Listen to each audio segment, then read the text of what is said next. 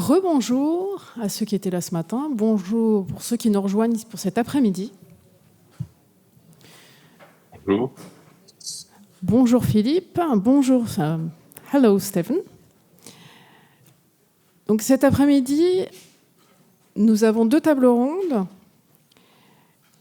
La première qui va se cristalliser autour des questions de politique industrielle et de concurrence, et la seconde qui va, elle, plutôt porter sur protectionnisme et concurrence.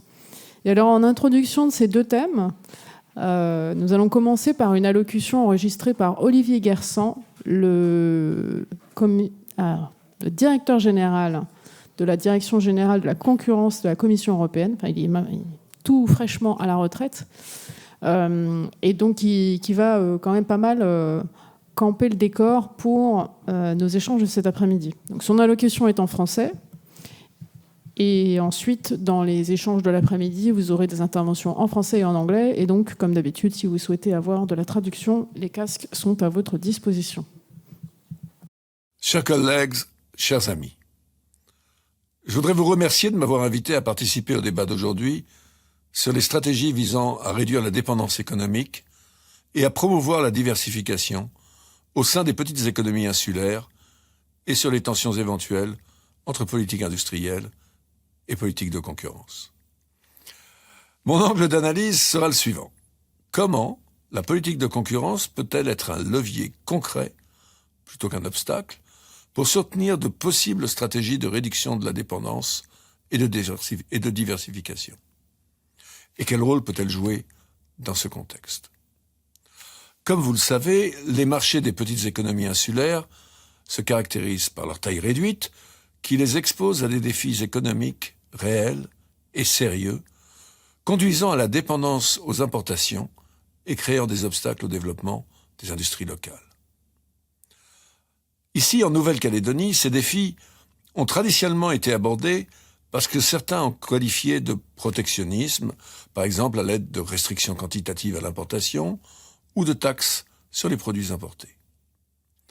Se pose donc la question de savoir comment on pourrait réduire la dépendance économique et promouvoir la diversification dans les marchés des petites économies insulaires, sans pour autant tomber dans les pièges que l'approche protectionniste crée et que la note de votre autorité a si bien décrit.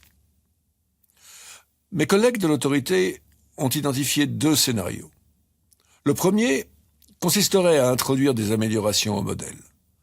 Cela impliquerait la rationalisation dans certains secteurs des mécanismes de protection du marché, en remplaçant les restrictions quantitatives par des protections tarifaires incitatives.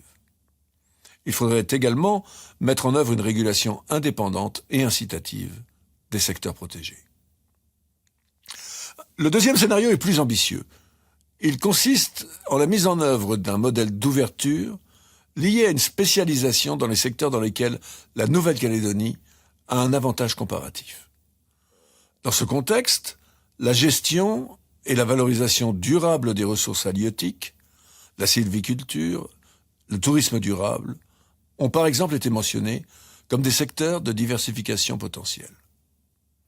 On appelle cela le modèle d'ouverture-spécialisation.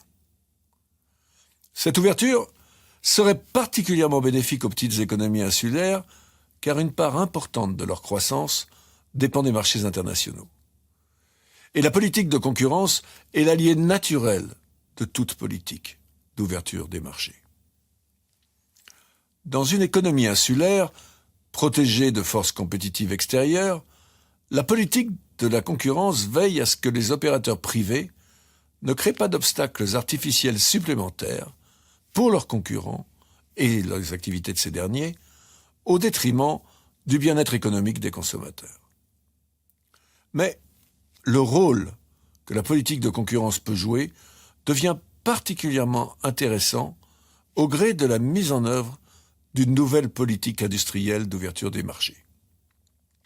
Et dans ce contexte, la politique de concurrence assure que les marchés qui viennent d'être ouverts restent accessibles et compétitifs, en aidant à éviter que les entreprises actives sur le marché local n'empêchent l'introduction d'une pression concurrentielle par toute une variété de comportements anticoncurrentiels.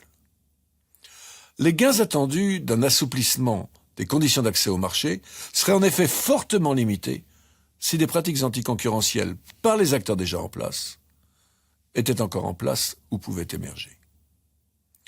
Une stratégie de diversification réussie s'appuie donc sur une politique de concurrence efficace, une politique qui stimule l'initiative entrepreneuriale, une politique qui encourage l'innovation et favorise à long terme un tissu économique plus riche et plus varié. Cela signifie-t-il pour autant qu'avec un début d'ouverture des marchés, la politique de la concurrence frappe immédiatement tous les secteurs de toute sa force, toujours, partout et invariablement? Dans ce contexte, on voit souvent des règles spéciales pour certains secteurs.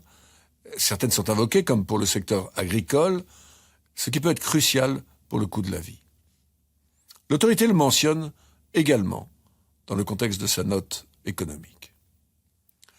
Cela dit, il est important de s'assurer que toute modulation de la politique de concurrence, par secteur, soit vraiment justifiée, nécessaire et proportionnée, afin d'éviter une trop grande limitation de la concurrence au détriment des consommateurs dans les secteurs visés, mais aussi au détriment de la compétitivité de l'économie calédonienne.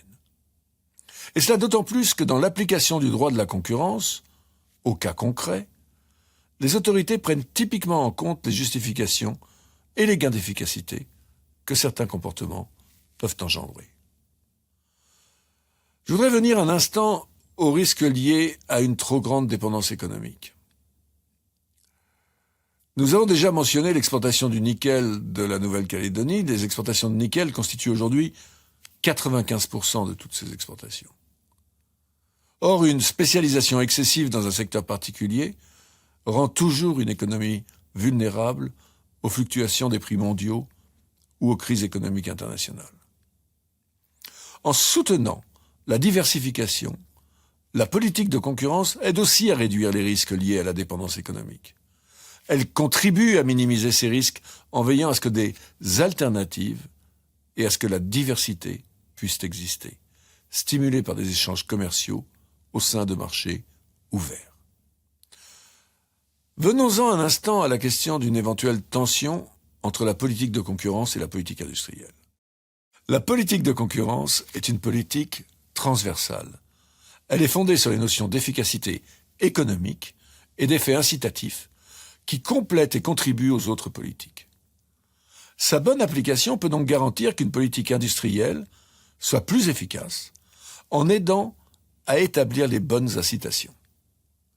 Et c'est pour cela que dans l'Union européenne, la politique de concurrence a joué et continuera de jouer un rôle fondamental dans la réalisation des grandes priorités de la Commission, bien entendu dans les limites de son mandat principal, qui est la protection du bien-être des consommateurs. Dans les petites économies insulaires, elle permet, en présence de protection quantitative, de maintenir la concurrence subsistante. Et dans ce contexte, elle atténue les effets négatifs éventuels d'autres politiques pour les consommateurs. Dans un contexte d'ouverture des marchés, elle garantit que le marché reste ouvert et contribue ainsi aux objectifs d'une politique industrielle avisée.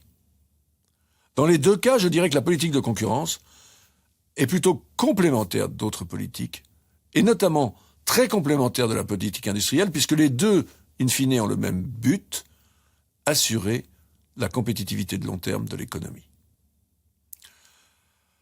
En conclusion, une diversification efficace de l'économie doit aller de pair avec une politique de concurrence, elle aussi efficace, qui puisse jouer un rôle décisif à divers niveaux. Je vous remercie encore une fois chaleureusement pour votre attention et vous souhaite des discussions fructueuses lors de ce colloque. Voilà, donc c'est le directeur général de la Direction générale concurrence de la Commission européenne qui nous a fait l'honneur d'enregistrer ce message juste avant de partir à la retraite tout début du mois d'août. Et donc, dans cet esprit, la table ronde qui vient tout de suite là,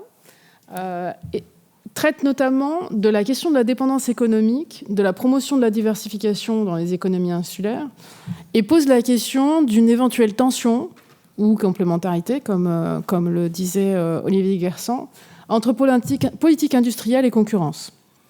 Et pour traiter ce sujet, j'ai le plaisir de recevoir 4 intervenants. Alors, Sébastien Matoura-Parsad, qui est à ma droite, qui est directeur du département économie et gestion de l'Université Antilles-Guyane. Il y a en ligne Philippe Jean-Pierre, qui est professeur d'économie à l'Université de La Réunion. Nous avons aussi Noah Koubak, qui est le directeur général du ministère des Affaires étrangères et du commerce extérieur du Vanuatu. Et enfin, Stephen Bond-Smith, qui est assistant professor à l'Université de Hawaï. Alors, les 2 premiers vont plutôt évoquer des questions de principe et du cadre de la question qui nous concerne, alors que les 2 derniers vont plutôt se préoccuper de situations très concrètes dans leurs territoires respectifs. Donc Sébastien, commençons par vous. Quelles sont les formes de dépendance des Outre-mer, peut-être pour bien définir les termes et qu'on sache de quoi on parle? C'est le micro est ouvert. Okay. First of all, thank you for the... Tu veux parler en français? En français, okay. Ça marche. Il y a la traduction. D'accord, parfait. Ça m'arrange parce qu'en fait, mon anglais ne va pas plus loin que Where is Braille? Je savais que ça me servirait un jour, ces 2 phrases. Merci, Madame Watson, pour cette leçon. Alors effectivement, ce sont des territoires qui sont extrêmement dépendants sous plusieurs angles. Les niveaux de dépendance sont, si je pourrais je vais pas faire une liste exhaustive, mais en tout cas parler des caractéristiques qui me semblent les plus importantes. Il y a une dépendance d'abord commerciale, qui est due aussi à un héritage du pacte colonial. Nous sommes l'ensemble des territoires d'outre-mer, ce sont des territoires qui importent énormément de produits manufacturés, notamment. Et ça trouve ses origines dans son histoire, parce qu'en fait, les colonies, si je vais remonter jusqu'au XVIIe siècle, 1635, quand les territoires ont été colonisés pour la première fois par les Européens, dans la Caraïbe, il n'y avait rien. Donc l'idée, c'était de faire venir approvisionner le territoire avec des produits qu'ils ne pouvaient pas trouver sur place et des produits qu'ils avaient dans le royaume français. Donc c'est là qu'on a mis en place cet approvisionnement qui est resté dans le temps.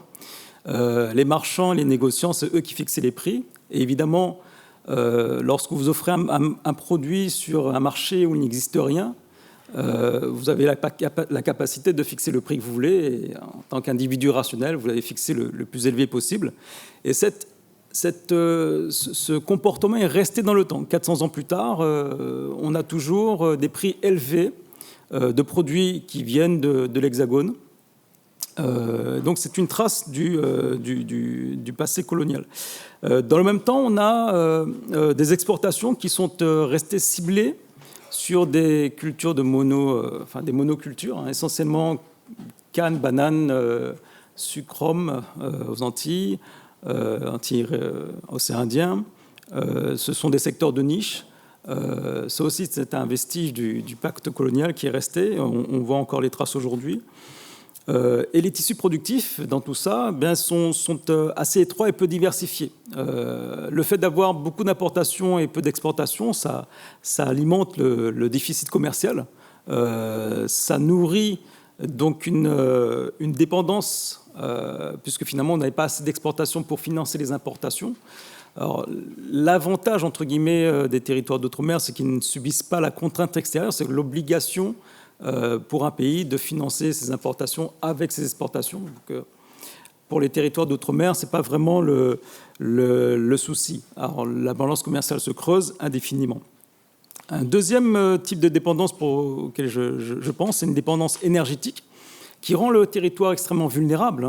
Quand vous n'avez pas vous ne pouvez pas compter sur vos propres énergies pour développer votre territoire. Ça vous capitalise beaucoup dans ce que vous pouvez faire. L'essentiel de l'énergie est d'origine hydrocarbure. Il y a maintenant de plus en plus d'énergie renouvelable qui apparaît, mais ça reste encore très dépendant des hydrocarbures, que ce soit pour le carburant ou l'électricité. D'ailleurs, ça me fait penser que si la France est le premier pays européen en termes d'hydrocarbures sur le marché européen, dans les territoires d'outre-mer, il n'y a pas de biocarburants. Qu'est-ce que j'ai dit ? Je crois que j'ai dit une bêtise. Ouais, c'est ça. Si la France est le premier pays en termes d'utilisation de biocarburants, voilà, au niveau européen, ce n'est pas le cas des territoires d'outre-mer qui pourtant jouissent d'une biomasse, qui pourrait le faire, que ce soit première, deuxième ou voire troisième génération, ils auraient la capacité de le faire, mais on reste essentiellement dépendant des hydrocarbures. Troisième type de dépendance à laquelle je pense, c'est la dépendance qui serait d'ordre financier et budgétaire. Ce sont des territoires qui, comme on le sait, perçoivent énormément de transferts. La Cour des comptes, dans un rapport que j'avais lu en 2022 ou 2023, estimait que c'était à peu près 20 milliards d'euros qui étaient injectés chaque année dans les différents territoires d'outre-mer. Depuis une quinzaine d'années, 20 milliards, ce qui est conséquent.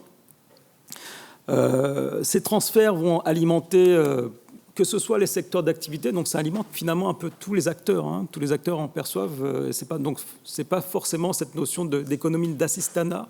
Parce que quand on parle d'économie d'assistanat, souvent on a tendance à penser que ce sont des ménages sociaux qui vont percevoir beaucoup, mais en fait ce sont l'ensemble des acteurs qui vont bénéficier de ces aides.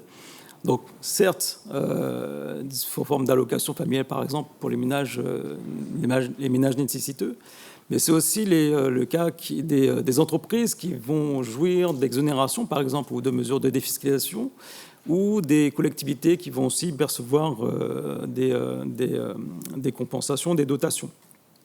La fonction publique, avec cette dynamique de transfert injecté, la fonction publique reste le principal pourvoyeur d'emploi dans l'ensemble des territoires.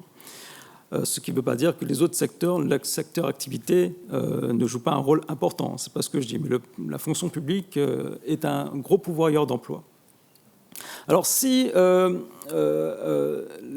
y a énormément de transferts qui sont injectés, si ces territoires sont extrêmement dépendants des importations, ça ne veut pas dire non plus que ce sont des territoires qui ne font que coûter. Parce que justement, le fait que ce soit des territoires qui importent énormément, ça veut dire que, de l'autre côté, ce sont des territoires qui aussi stimulent l'activité économique de la nation, donc qui trouvent beaucoup de débouchés dans ces territoires, parce que plus nous, on va importer, plus l'État, l'Hexagone, va exporter chez nous. Et ce qui fait que ce sont des débouchés qui sont extrêmement importants, finalement, pour l'Hexagone. Première chose. Et deuxième chose, les territoires, comme chaque territoire, payent des impôts.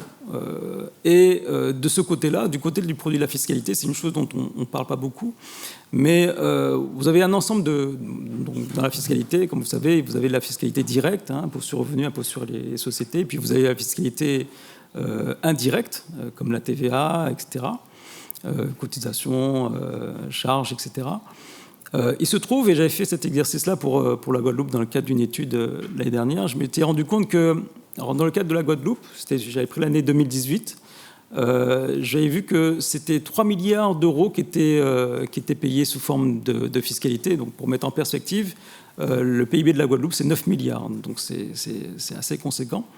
Et sur ces 3 milliards, en fait, c'est 2 milliards qui repartaient au national. Et il y avait 1 milliard seulement qui restait, donc c'était 2 tiers en fait, qui partaient au national. Ce qui, pour le territoire, représente quand même quelque chose de substantiel.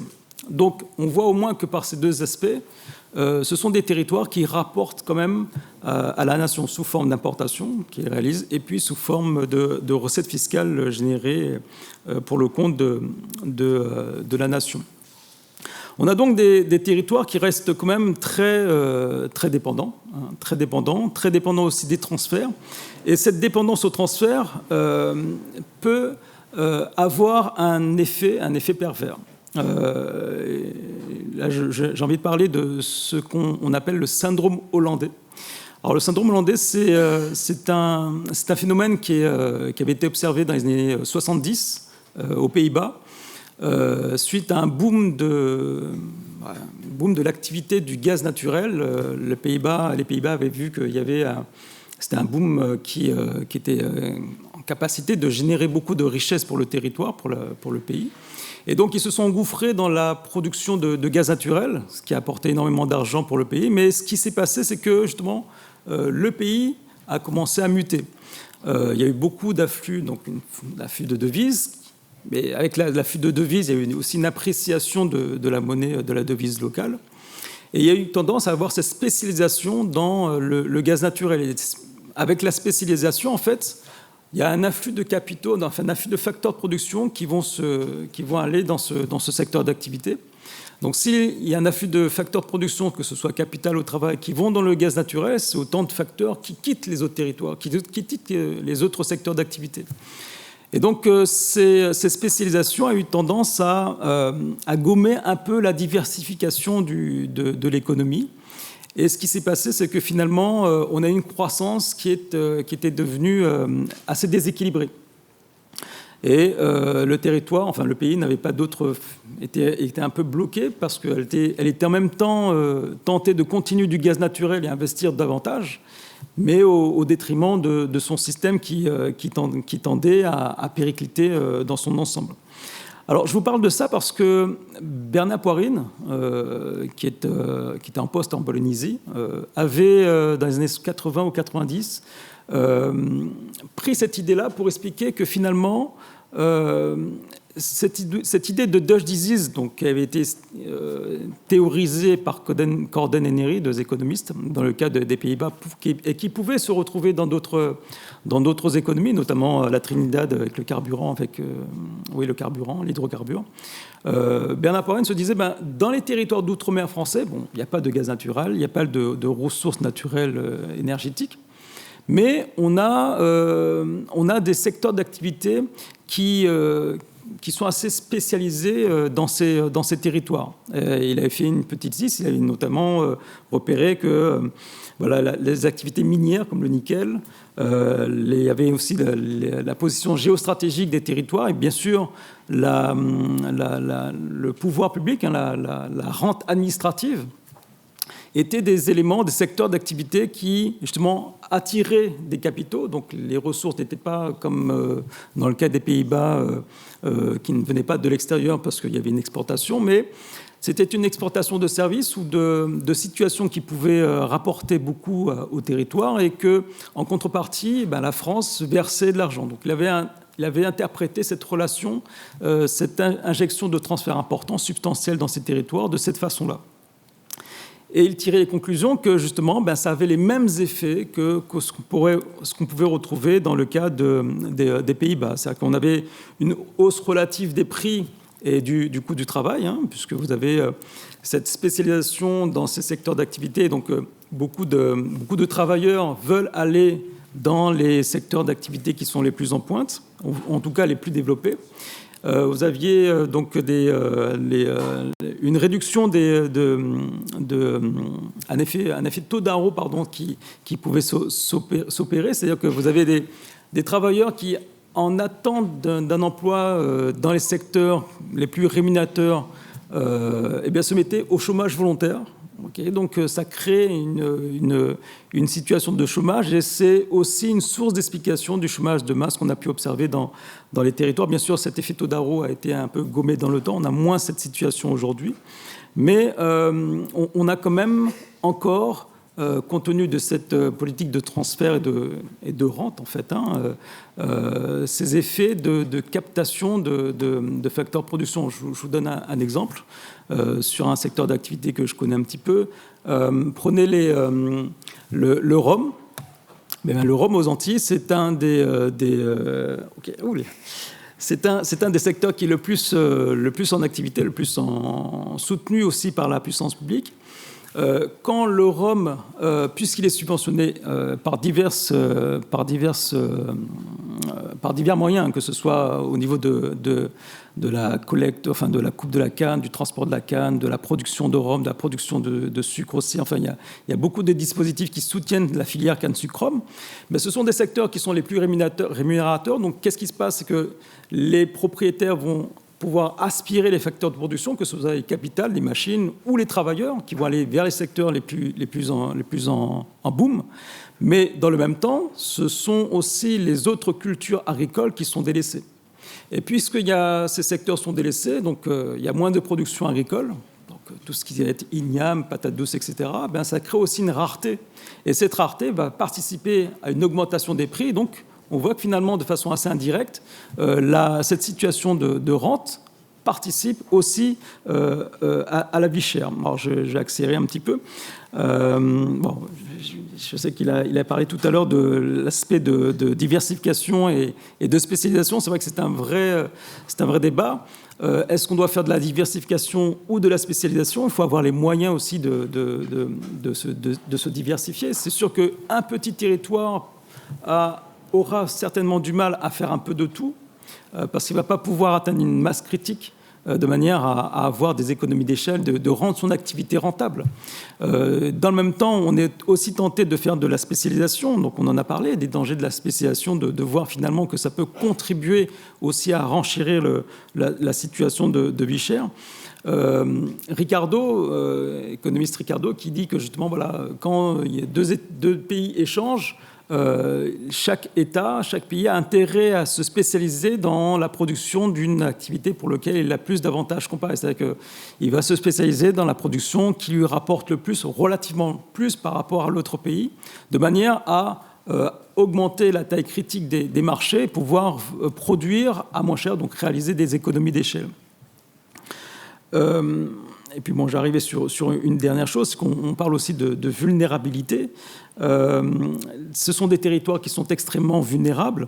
D'un côté, vous avez une dépendance qui est entretenue par des vulnérabilités, puisqu'il y a un besoin de soutien qui est généré. Donc, et puis ces vulnérabilités sont d'ordre environnemental ou sanitaire. Donc ça nécessite aussi un accompagnement, un soutien. Donc ça entretient une certaine dépendance. Mais d'un autre, vous avez aussi cette dépendance qui elle-même va générer des situations de vulnérabilité. Quand vous avez une spécialisation dans un secteur d'activité, c'est que vous avez une faible diversification, donc une faible autonomie. Et là, je pense notamment à une situation d'ordre sur le plan économique ou social.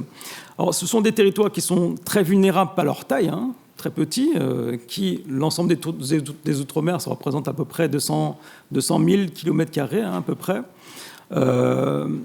Ça, c'est en termes de superficie de la Terre. Mais quand vous considérez maintenant la mer, ce sont des territoires qui sont extrêmement grands et qui permettent à la France, d'ailleurs, d'être la deuxième puissance en termes de zone économique exclusive et d'atteindre une surface de 10 millions de kilomètres carrés. Donc ça veut dire que ce sont des territoires infiniment petits par leur terre, mais infiniment grands par leur mer. Et il se trouve que là, c'est un avantage comparé, non seulement par rapport à la France, puisqu'on est avec cette surface, on est capable de discuter avec la France, mais avec le reste du monde. Deuxième puissance mondiale, c'est extrêmement puissant. Voilà, je vais monter sur ces notes positives et qui ouvrent un champ des possibles. Merci Sébastien. Donc on a fait un petit tour sur les questions de dépendance et aussi un peu d'arbitrage entre spécialisation et diversification. Philippe, quelle est votre perspective concernant l'apparente tension entre politique industrielle et politique de concurrence dans les économies insulaires ? D'abord, et bonjour à toutes et à tous, à ceux que je ne vois pas forcément dans la salle, et en tout cas à Sébastien que je retrouve avec plaisir. Quand vous me posez effectivement cette question de trouver la ligne de crête entre politique de la concurrence et politique industrielle, et de voir comment cela peut être imaginé pour servir justement les enjeux de diversification. Bon, déjà, beaucoup d'éléments ont été énoncés par le représentant de la commission, le directeur de la commission, qui était intervenu précédemment, également des pistes pour augurer un petit peu de cette réflexion sur la combinaison savante par Sébastien. Bon, il est d'abord clair que l'idée qui consistait à dire que c'était des faux amis ou qu'on les opposait parce que l'une ne pouvait pas aller avec l'autre est dépassée et que maintenant il y a justement une mobilisation intelligente des deux leviers, que la politique de la concurrence, qui n'est pas vue simplement comme ni le gendarme ou le marteau qui viendrait, on va dire, abasourdir toute tentative d'émergence de champions, celle-ci est dépassée. Au contraire, la prise de concurrence peut servir, peut accompagner la montée en puissance ou la consolidation des moteurs. La question, c'est justement quel type de politique industrielle permet de faire s'adapter encore plus rapidement on va dire les moteurs traditionnels aux nouveaux enjeux du monde, ou au contraire d'accélérer l'émergence des nouveaux moteurs que Sébastien, par exemple, a cité tout à l'heure, lorsqu'il faut effectivement réfléchir au choix de spécialisation.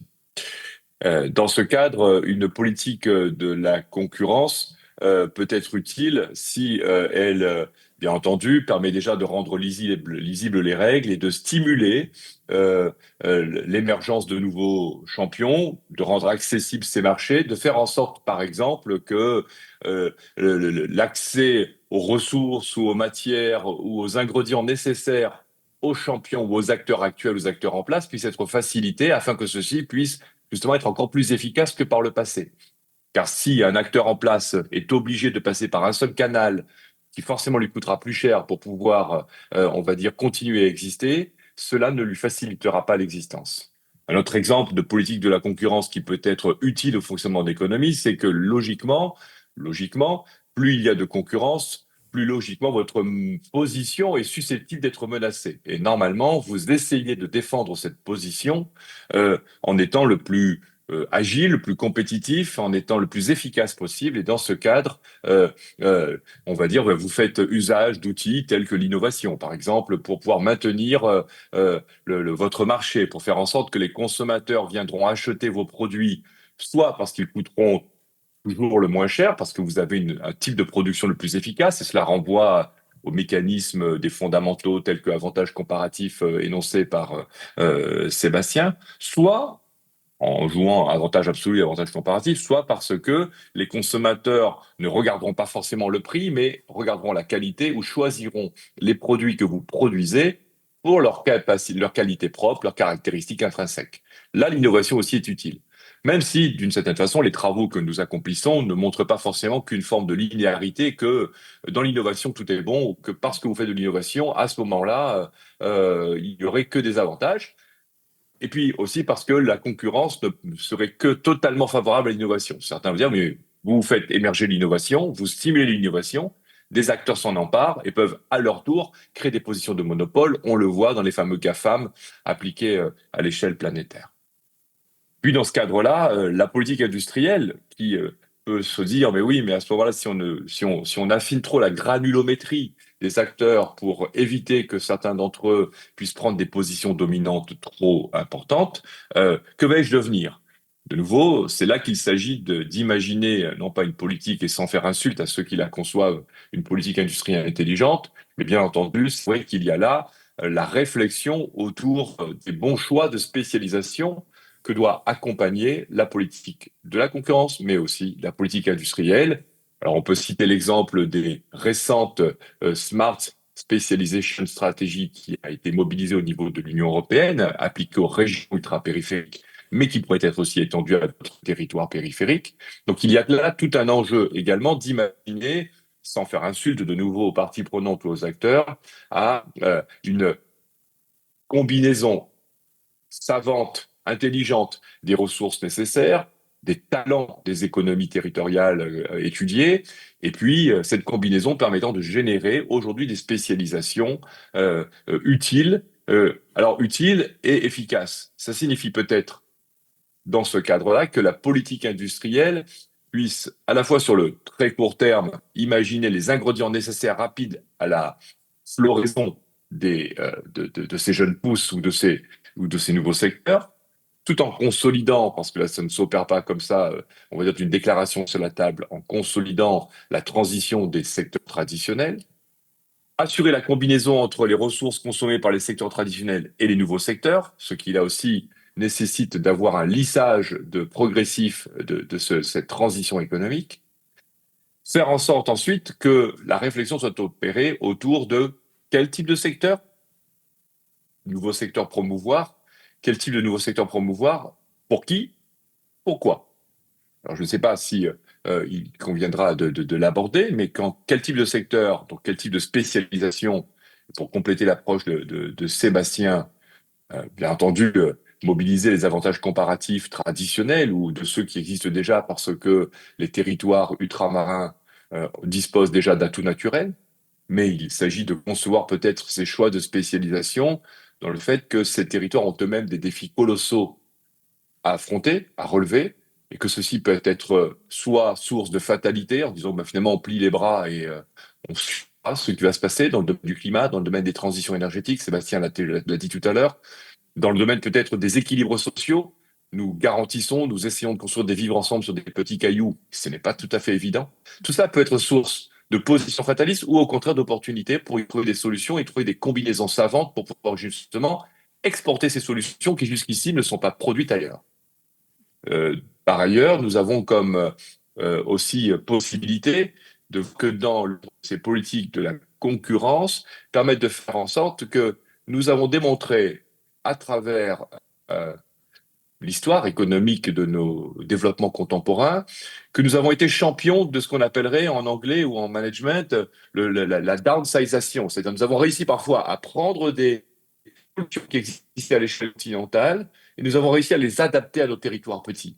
Alors l'inverse pourrait être vrai également. Peut-être que nous pourrions utiliser ces talents pour montrer que nous pourrions pousser du petit au grand. Les solutions qui pourraient être imaginées en Nouvelle-Calédonie ou dans les autres territoires périphériques pourraient être, on va dire, bien entendu, avoir fait leurs démonstrations qui sont utiles au climat, qui sont utiles à la façon avec laquelle les populations, les sociétés peuvent créer leurs propres sources de prospérité, puisqu'on puisse trouver les équilibres sociaux dans le cadre de l'aménagement du territoire. Construire une ville, accepter les habitants n'est pas si facile que ça. Beaucoup de territoires continentaux nous le demandent. On a traité récemment, et un rapport de la Cour des comptes a démontré au niveau de la Réunion, la question des déchets. Sur les petits territoires, la question des déchets est une question prégnante. Pour cela, les solutions que nous devons trouver, que nous avons parfois déjà trouvées, peuvent être aussi imaginées pour pouvoir, on va dire, les conduire et être exportées sur des territoires continentaux qui seraient exposés à des défis similaires. Parce qu'ils sont aussi isolés, parce que quand vous êtes dans le fin fond du Canada ou dans certains territoires de France et de Navarre qui sont très ruraux ou très isolés, vous avez parfois des caractéristiques similaires ou proches ou voisines des territoires insulaires. Et puis ensuite, dans cette, on va dire, perspective de vouloir mobiliser et conjuguer politique de l'industriel et politique de la concurrence, c'est au service des bons choix de spécialisation, comme je le disais. C'est-à-dire, c'est quoi? Là aussi, nous en revenons. Là où nous avions une vision un petit peu d'autonomie, de diversification, puisque c'est le thème de votre conférence, de la présente conférence, d'avoir peut-être derrière cela une forme naïve ou romantique de la diversification, en disant, et je le vois de traverser, nous souhaitons peut-être vouloir tout faire, à la vision un peu gaullienne de nos économies régionales, comme De Gaulle l'avait dans les années 60, avec la volonté que la France puisse tout faire, aussi bien de la boîte de conserve, de la voiture du Concorde et de l'armement. Nous en revenons et nous disons que pour nos petites économies, si nous avons démarré les débuts des années 2010 en disant effectivement nous souhaitions avoir certaines formes de souveraineté, d'autonomie, de diversification tous azimuts, avec des choix de spécialisation qui n'en étaient plus parce que nous voulions tout faire, nous revenons aujourd'hui sur plutôt la réflexion autour du fait que certes, nous pouvons imaginer embrasser de nouveaux secteurs, mais dans ces nouveaux secteurs, identifier les parties de la chaîne de valeur mondiale dans lequel nous devrions nous spécialiser. Non plus nous spécialiser dans l'entièreté de la chaîne de valeur. Tout ne sera pas fait en Nouvelle-Calédonie, tout ne sera pas fait à La Réunion, ni en Guadeloupe, ni en Guyane, ni en Martinique. En revanche, ces différentes économies disposent de talents particuliers, aidés, accompagnés par une politique industrielle, facilitée par une politique de la concurrence adaptée, qui permettrait de saisir le bon chaînon dans lequel nous pourrions être spécialisés. Donc là, cela conduit à nous dire que nous pourrions imaginer, et cette grande réflexion qui doit être aussi posée à l'échelle des différents territoires, nous ne souhaitons pas être le territoire de tout forcément, mais être le territoire de. Donc, qu'est-ce que le territoire de? avec un grand LE majuscule, doit conduire à imaginer, à poser quelques grandes bases. Enfin, je voudrais peut-être conclure cette partie d'intervention en disant, quand nous avons sous ESAF, la concurrence, comme l'a dit le directeur précédent, c'est qu'elle doit aussi veiller à ce que les rentes ne soient pas recréées ni consolidées, à ce que les équilibres concernant les ménages et les consommateurs soient préservés. Donc effectivement, ne pas recréer ce qui a peut-être été fait dans le thé en disant que derrière cette volonté de créer une économie locale, chaque médaille avait son revers, on poursuivit un bel objectif, mais néanmoins, 10 ou 15 ou 20 ou 30 ans plus tard, cela se transformait en cauchemar parfois dans un certain nombre de secteurs avec des questions que l'on voit aujourd'hui en termes de pouvoir d'achat ou des questions sociétales et sociales. Puis enfin, et puis il y a aussi l'idée que, quelles que soient les imaginations que nous pourrions faire de savoir se conjuguer politique de la concurrence et politique industrielle, ne pas prendre le risque de la pente glissante du fait que pour être efficace, il faudrait aussi, on va dire, s'adapter à tous les paradigmes mondiaux. C'est une nécessité, nous sommes des économies ouvertes et nous souhaitons qu'elles continuent à l'être. Néanmoins, ce qui a été peut-être eu été fait dans les années 70-90 dans un certain nombre de territoires d'outre-mer, c'est d'imaginer des secteurs qui pourraient exister, mais qui en même temps seraient davantage compétitifs. Et on l'a bien vu, les entrepreneurs, c'est tout à fait naturel, ont fait le choix souvent de substituer du capital au travail et d'imaginer, on va dire, des croissances de leur entreprise, des croissances aussi ensuite au niveau macroéconomique de leur économie, qui allaient être peut-être un peu plus faiblement en contenu d'emploi que celles que nous pourrions imaginer, ce qui viendrait consolider l'approche aussi de Sébastien, qui a identifié quelques moteurs ou quelques facteurs qui soutenaient le chômage. C'est qu'une croissance avec un faible contenu en emploi n'est pas là aussi pour résoudre les maux MAUX que nous rencontrons dans nos territoires. Donc, quoi, quel secteur, pour qui, en préservant les équilibres sociaux et comment, en termes de choix de spécialisation. Voilà un cadre qui nécessite d'être pris en compte pour pouvoir trouver, comme je vous le disais, cette savante combinaison aux lignes de crête entre politique de la concurrence et politique industrielle. Merci beaucoup, Philippe. Et je trouve que c'est il y a une très bonne transition vers l'expérience de Steven à Hawaï. Donc, je vais basculer en anglais juste pour notre intervenant qui s'exprime en langue anglaise. So, Hawaii is mostly known for very nice beaches and, of course, outstanding holiday resorts, and maybe not much else. And it seems to be working fine for a very long time. However, there are now calls to try and find diversity in economic activity. So I'm not sure, I don't know if it was a Dutch disease, tourism for Hawaii. It's a bit bizarre to call it that way. But at least it did look like a very specific specialization. And Stephen, given everything given your job and what you've been doing for Hawaii, can you tell us more about the context for this thinking about diversification for Hawaii? And sort of, what sort of principles have been followed? I mean, we've already heard a bit about the SMART framework advocated by the European Commission. I know you've been using also other frameworks. So can you tell us a bit more about what's been the thought process around diversification in Hawaii? So Hawaii highly specialized in tourism, largely almost by accident. It was, well, not entirely by accident. So in the past, Hawaii's economy has generally always been very specialized. And I think this is quite natural for a small, open economy.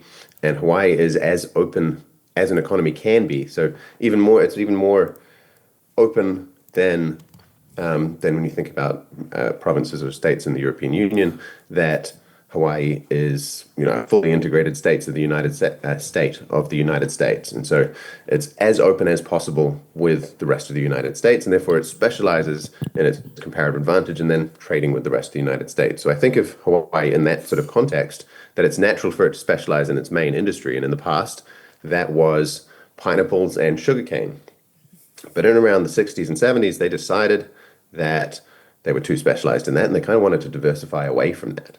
And so tourism was sort of chosen, and they invested in various pieces of infrastructure, such as airports and one of the largest shopping malls in the world, various other investments over time. Later on, they invested in a convention center. And so they deliberately chose tourism, but because it's a small, open economy, it naturally tends to specialize a lot more in its comparative advantage. And so since then, those other comparative advantages that it used to have disappeared as well. So there's no sugarcane left in Hawaii. There's very little pineapples. That really shifted headfirst into tourism. And the big problem has really been, there's been sort of two major, well, I'll start with, there's some short-term effects, short-term problems, which is, during the pandemic particularly, tourism was hit very hard in Hawaii. And this was because both there was local restrictions on visitors coming, they had to be tested and various things, but also lockdowns in other places. And then there was just a lower appetite for travel. And so tourism declined massively during the pandemic, but that type of shock was not also completely unusual. If you look at previous shocks, exogenous shocks such as the 2001 recession and 9/11, or the global financial crisis that then led to the Great Recession, that was also a big shock to tourism. And you look further back at the 1991 recession, there was also a hurricane that hit Kauai. Each of these events really shocked tourism and shocked the Hawaii economy because it is so specialized. So those are sort of short-term risks that trigger that need to diversify. But there's also this long-term risk that tourism itself has not really generated a whole lot of extra value added for Hawaii for a very long time. And this comes off the back of essentially, Japan was one of the major sources of visitors for Hawaii in the 70s and 80s. But since the Asian financial crisis, Japan's visitor numbers have generally declined considerably, but also their spending patterns have changed. So it used to be that the yen was extremely valuable. The yen is now much less valuable than it used to be. The dollar is much higher.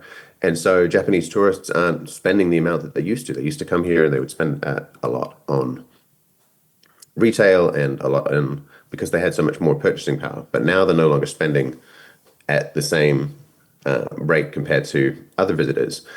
And the spending profile of US visitors, which have sort of replaced these Japanese visitors, is also very different than the former Japanese visitors. So the American tourists that come to Hawaii, they might be more likely to stay in a hotel. They're more likely, in a hotel rather than a resort, or in an Airbnb rather than a resort. They're more likely to, say, go hiking and do some of these sort of free activities rather than the more expensive activities that the Japanese tourists were doing in the 80s. And so there's been a continued increase in the number of visitors, but the amount that they're spending, the real amount of total tourism spending, has essentially been flat or negative since 1990. And it goes up and down, but it generally has stayed about flat since 1990, even though the number of visitors keeps rising. And so that also drives less and less value added being able to come from tourism. And so that's why people are now constantly looking for alternative industries. I think the other issue right now is this context of over-tourism. So Hawaii has 1.4 million people, but they get 10 million visitors per year. And this isn't as bad as some of the places, say, in Europe, but it's such a high ratio of tourists to locals. And if you go to Maui in the middle of summer, 1 in 2 people on the island is a visitor, a tourist. So that sort of creates some discontent around tourism as well, and people would prefer perhaps not to have quite so many tourists, but then they need other industries to be able to provide employment and income.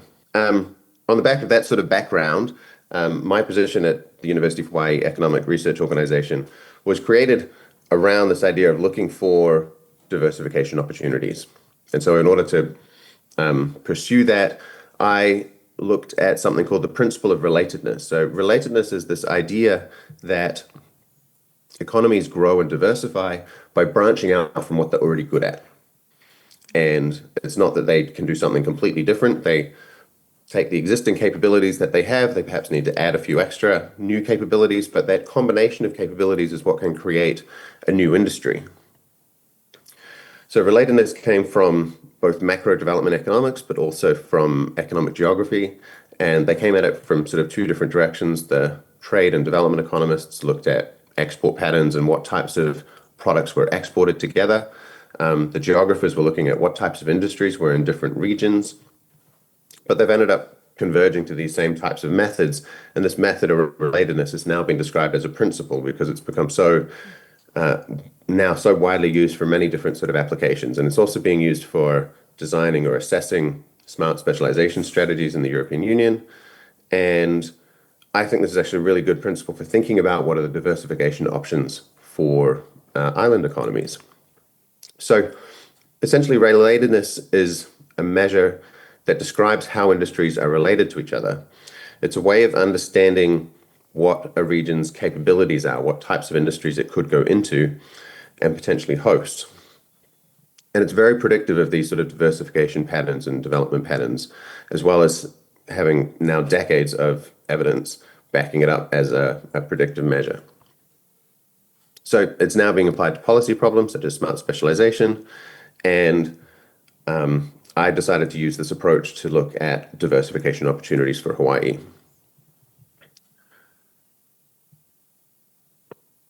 So relatedness is based on this idea that each industry is based on a combination or a recipe of many, many different capabilities. Some of those capabilities are things like skills or infrastructure. Some are natural resources. It can be many different types of capabilities. And these combinations are what make up an industry. And when a region has all of the capabilities necessary for an industry, it will host that industry. But when a region has most of those capabilities, it wouldn't take much effort to be able to add some additional capabilities and establish a new industry. And so when two industries have very similar sets of capabilities, they won't be exactly the same because they're different industries. But the fact that they require similar capabilities means that if you host one of those industries, it's going to be much easier to shift into another. And so those industries are said to be related. But it's difficult to know what capabilities a region hosts.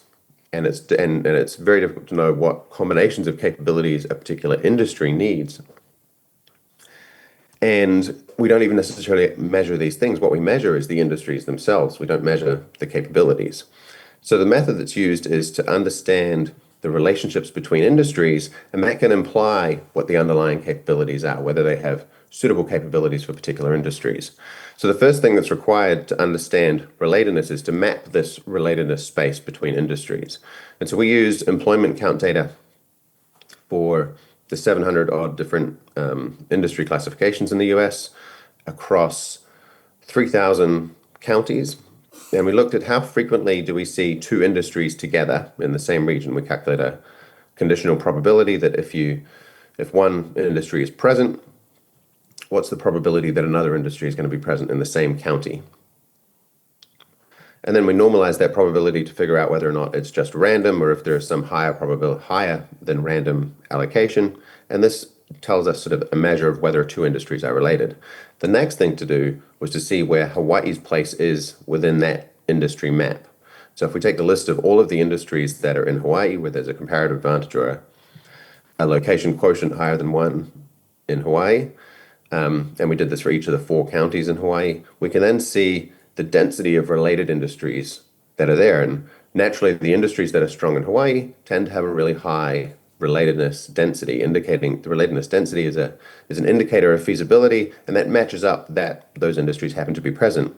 But the diversification opportunities, they're the ones that have this high relatedness density, but they're ones that are still relatively small, they're relatively weak.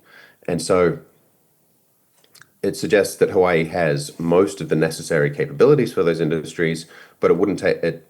There is some capability that's missing that's preventing that industry from appearing. The other thing we did was use relatedness to look at different types of clusters. So we looked at the intensity of industry relatedness within a cluster. And this could be used to target particular clusters for economic development or for diversification.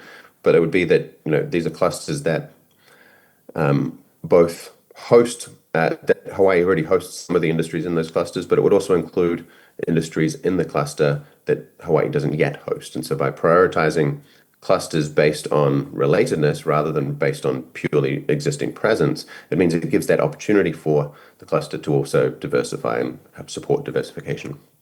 And so the types of clusters that we see are, typically related to tourism. The hospitality and tourism is the major cluster, but then there's other clusters like local hospitality and local retail or performing arts. These are all things that are also being used by tourists. They're really part of it. But two clusters that really stood out to us were water transportation. So this is around shipping and boat building, and fishing and aquaculture. So both of these clusters are relatively small in Hawaii. There's not a lot of industries from those clusters, but it appears that the industries in those clusters are highly related to things that are already in Hawaii, such as the ports or various other capabilities that we have. And so those things appear as being types of clusters that would have strong diversification options for Hawaii. The other one that was really interesting was the education and knowledge creation cluster. So in Honolulu, we have several universities, but particularly this is also interesting for the neighbor islands. So on Maui and on the Big Island, there's also some giant telescopes, for example, on the tops of these volcanoes, and there's a whole lot of science and R&D that's done around that. So on also those neighbor islands, which have much smaller industry, there is, I think, a significant industry around education and R&D. And then they also host other businesses. I think Boeing has a facility on Maui. And part of this also relates to work that's done in Hawaii for the defense sector. So the US has a very large defense presence in Hawaii. There isn't a huge amount of industry related to that, but there potentially could be. Right? So this was coming through in the data patterns that we looked at. But in terms of these diversification options, what's nice about this approach is it provides an objective basis for thinking about what are the diversification opportunities. So the big problem I feel with diversification policy is that generally it's very tempting for a politician to listen to the loudest voices or to listen to their particular donors or supporters. But this provides a objective measure of what are the likely feasible industries. But the conclusion that I came to after doing all this analysis was that in order to realize these industries, in order to establish these industries, there must be some barrier that needed to be addressed. So the reason these industries don't exist is because some capability is missing. There must be some barrier to developing those industries, and there's no way that we can identify exactly what that barrier is. So the main conclusion that I draw from it is that we need to design a policy that helps to reveal private information about what the barriers to diversification are. What are the barriers to particular new industries that are preventing those industries from emerging? Now, sometimes those barriers are very obvious. I would get, say, mining might come up as one of the potential industries, but the reason that mining appears is just that the places that have mining have also some very ordinary industries that happen to appear in Hawaii. But the mining is where it is because it has particular natural resources. And if we don't have those natural resources, well, mining's not going to appear. So the barrier to mining is the lack of the natural resources. It's simply that industry is not going to happen. But for other industries, it's not necessarily quite so clear as to why they don't appear. So why is there not more fishing, or why is there not a lot of deep water aquaculture in Hawaii? There is some interesting aquaculture in Hawaii around the shrimp broodstock, and they have a facility on the Big Island where they take cold water from deep down in the ocean, because Hawaii is surrounded by deep oceans, and so they can use that colder water to produce shrimp broodstock, which is then used to supply shrimp aquaculture all around the world in a very large share. And that's been very successful, but it's taken a very long time for that to become established. That facility was started in the 1980s. But essentially, those types of initiatives of establishing a facility like that help to address barriers to those new industries. And so what I'm working on right now is to design a policy or a government agency that would facilitate investment in these types of initiatives that can establish new industries. And so this agency would, or this policy would seek private proposals to reveal that private information about what are the barriers to new industries. And proposals need to come from the public, because the people with really deep and meaningful knowledge of their industries, those are the people that actually understand what those barriers are. Now, those proposals would be assessed on a variety of different factors, but the main thing that I want them to be assessed on is around whether or not the market can resolve that issue on its own. So it needs to be that the types of problems that such an agency would be addressing is something that the market simply can't do. Now, I'm not saying they need to come to a really high standard of evidence to demonstrate the market failure, but at least the market failure needs to be plausible. And The exact form of investment could be negotiated in various different ways. It could start with, say, grants as a feasibility study, and then later lead to some sort of co-investment, which could be, say, via equity or a loan. And then also when those loans and equity are repaid, that funding could then continue for further projects down the road. But the investment also shouldn't be directed towards any particular business. We're not trying to pick winners. We're picking sort of winning industries, but we still want the entrepreneurial discovery process to emerge on its own. So whatever type of initiative gets invested in should be something that maintains that market discovery process, that who is actually going to be the most efficient or productive or innovative provider. And so the policy of the initiative shouldn't necessarily pick exactly who that would be. Instead, the policy is providing the piece of infrastructure that enables that industry to emerge then on its own through a market discovery process. But the real crucial thing to how these sort of projects and initiatives are successful, I believe, is more about the monitoring and governance after it's been invested in, right? So the initiative determines that there's some sort of market failure, there's some coordination problem or something that the market can't resolve this itself. We can invest, we can get rid of that barrier. But what happens next is that the measures of a successful initiative need to be constantly monitored and assessed. And if those measures are achieving success, then that's great, and there should be a plan in place to eventually withdraw that support and let the market continue to facilitate that industry.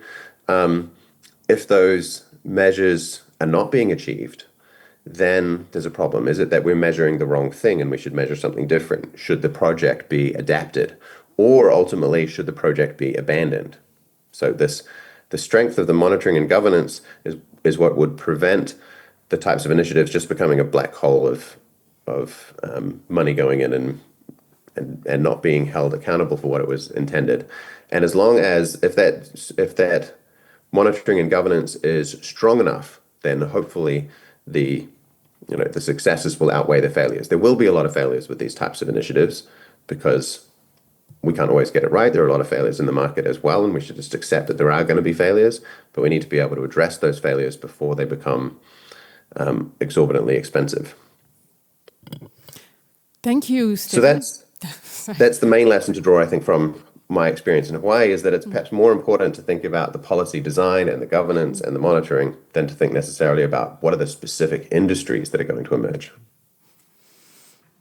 Yes, not only the what, but the how. So thank you very much for this. I suggest we turn to Noah, if Noah can hear us and participate. I know he's had difficulties to connect. Noah? Hi, can you hear me? We can hear you indeed. We do not see you, but we can hear you. We can even see you now. Welcome. Thank you. I think it's been really incredibly difficult for you, so I apologize for all the technical difficulties you've had, but we are delighted that you are with us now. And it's actually a good sequence with your fellow panelists. And I think we'd really be interested in hearing from you about what's been Vanuatu's economic diversification strategy, and also maybe if you can tell us a bit about sort of direct investment, if you have time. Thank you. Thank you very much, Madam Chair, and my apologies. I was just trying to sort out all these technical issues. But just in terms of Vanuatu's perspective, as a vulnerable economy, small island developing states removed from their main markets, and also a trade deficit because we are net food importing countries, increased reliance on the imports, and also issues of food security, continue to undermine the development aspirations, and in particular aligning to the National Sustainable Development Plan of Vanuatu 2030 agenda, and the well-being of the people. One of the limitations is, as I said, the smallness of our market. We are removed from the main international market. And we are trying our best to integrate regionally, but also internationally into the global value chain. And also, I think one of the issues is the cost of trade and services. And the challenge is it actually aligns directly to the economic growth of the country. We have also the issues of imports that are not up to standards that will cause as well the opportunities for affecting the health and the well-being of our people, but also the job opportunities that are lost because some new investment that are coming in are now putting the jobs to the side or even investment on the side. And that's a big concern for the government that we are actually now looking at the policies to retain those businesses and continue to support them with incentives, and also ensuring that we don't negatively impact the businesses. I think you have seen it also what the trend is happening now. Most of our young people are actually moving to greener pastures. So they are going to New Zealand and Australia on a seasonal work program, but is also affecting the economic diversifications within the country. I think now what we are doing is that looking at how we can strengthen our foreign direct investment strategies to ensure that when those youth are coming back after the skills they acquire in Australia and New Zealand, they can actually come and reinvest with what they receive, in particular the remittances, but also other savings that they want to venture into businesses, for instance. So one of the other approaches as well is that to look at the public-private partnership approach that we are looking at, for instance, when it comes to the bigger sectors, for instance, education, but also hospital, the health sector.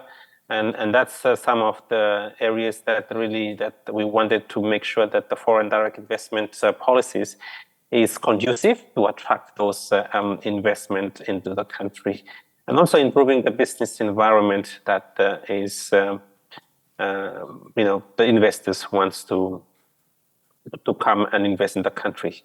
I think one of the issues within the FDI it's also to raise citizens' welfare and supporting transparent and environmental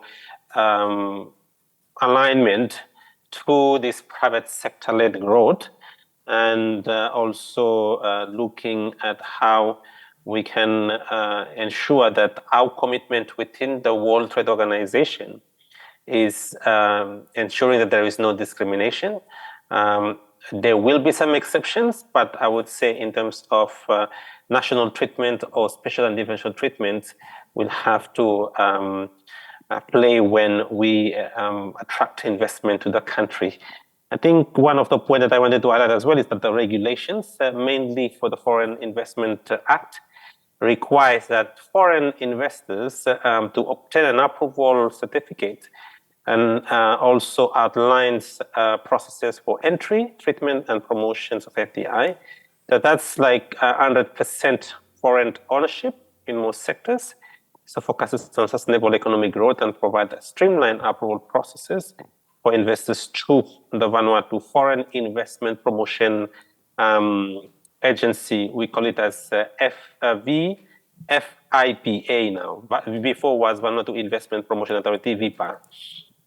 So in terms of attracting investment in the countries, I think that's said, it's more to look at focus on welfare of citizens, private sector growth, open and conducive environment to make sure that we fostering open, transparent, and conducive policy environment to attract and maintain foreign investment, liberal equity policy that's more for foreign investors who are generally allowed to own 100% of equity in the investments, including new projects and expansion of existing companies.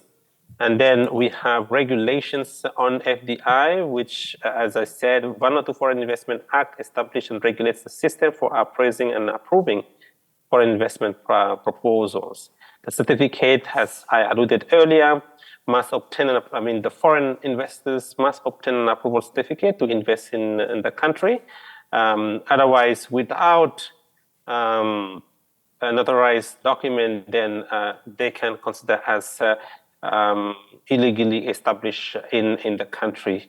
And the role of the agency is to ensure that promotion and marketing and facilitating of the FDI is actually there. So you can also, in terms of the applications processes, submit your application online, and the approval times is actually within the 15 working days if all the documents are completed. And as I said, they're now an online platform that you can launch your registrations online, and they will screen all the processes. And also in terms of promotion effort, the government is supportive policies are designed to provide an environment that facilitates foreign investment. The sectors, as I said, tourism is one of the big sector, agriculture, fisheries, and also forestry.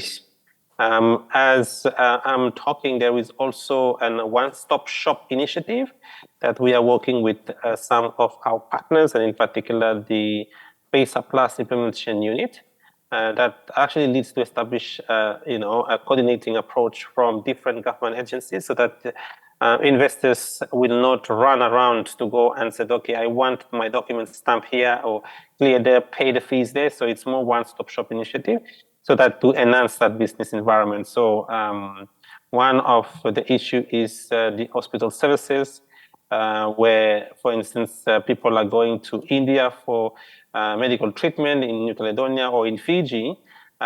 We need to make sure that is easier for them to apply online, so that they can easily move for the medical treatments, for instance.